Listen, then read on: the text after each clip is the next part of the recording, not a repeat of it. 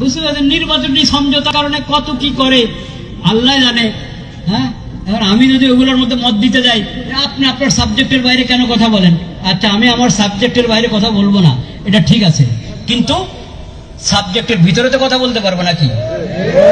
তো সাবজেক্টের ভিতরের কথা হলো, সাবজেক্টের ভিতরের কথা হলো এই ভোটের জন্য বা দুনিয়ার অন্য কোনো মতলবে, বা আপনি যদি ভোটকে একবারই দিনের উদ্দেশ্যে করেন, সে আপনার বিষয়, আপনি বুঝেন, যে কারণেই করেন, দুনিয়ার কোনো মতলবে ভোট বা ভোট ছাড়া অন্য কোনো মতলব, দুনিয়ার কোনো মতলবে আকীদা নষ্ট করবেন না, আহলে সুন্নাত ওয়াল জামাতের মাসলাক থেকে সরবেন না, খবরদার।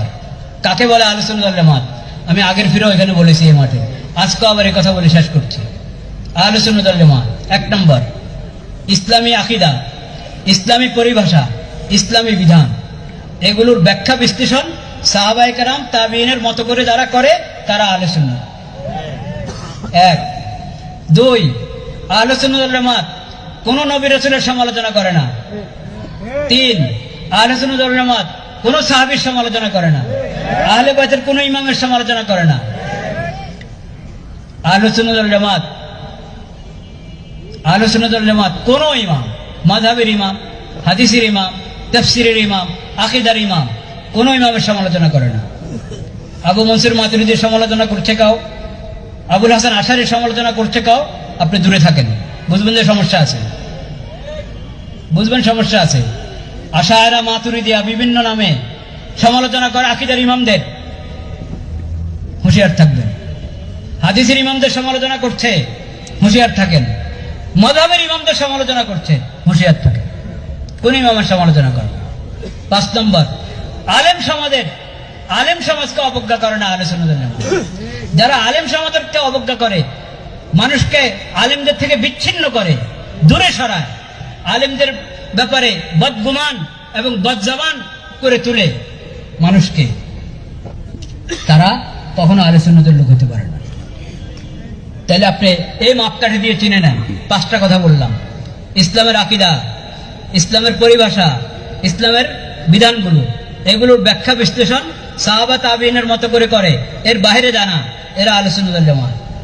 1 নম্বর আলামত, বরং এটা হাকিকত আহলে সুন্নাত ওয়াল জামাতের। আহলে সুন্নাত ওয়াল জামাত কখনো কোনো নবী রাসূলের সমালোচনা করে না। যাকে দেখবেন নবী রাসূলের সমালোচনা করে, সে দিল্লির মিম্বরে বসে করক আর লাহোরে বসে করক, যেখানে বসে করক, নবী রাসূলের সমালোচনা যে করে আহলে সুন্নাতের লোক হইতে পারে না। তারা যাকে, এমন লোকদেরকে যারা গুরু মানে, তারা আহলে সুন্নাতের রাস্তায় নাই। কোন সাহাবীর সমালোচনা, না আবু বকর ওমর রাদিয়াল্লাহু তাআলা আনহু, না আলী রাদিয়াল্লাহু তাআলা আনহু, না ওসমান রাদিয়াল্লাহু তাআলা আনহু, না মুআবিয়া রাদিয়াল্লাহু তাআলা আনহু,